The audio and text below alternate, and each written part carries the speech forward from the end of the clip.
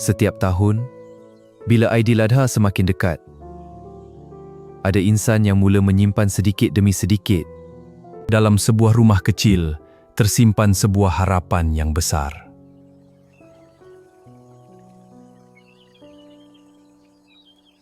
Sedikit demi sedikit, dia menyimpan bukan kerana dia senang, tetapi kerana dia percaya rezeki yang dikongsi akan membawa keberkatan. Kadang-kadang ujian datang saat harapan semakin hampir, dan ada pengorbanan yang terpaksa dilakukan dalam diam. Walau diuji, dia tidak pernah berhenti berharap. Kerana baginya, kurban ini bukan sekadar ibadah, tetapi tanda kasih buat keluarga dan juga mereka yang memerlukan. Ibu, tahun ni kita dapat makan daging lagi tak? InsyaAllah sayang. Kita doa sama-sama ya.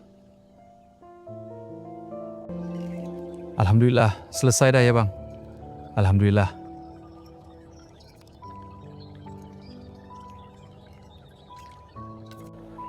Kadang-kadang kebahagiaan itu hadir bukan ketika menerima, tetapi ketika mampu memberi.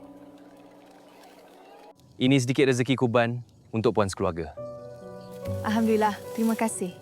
Ibu, kita dapat daging.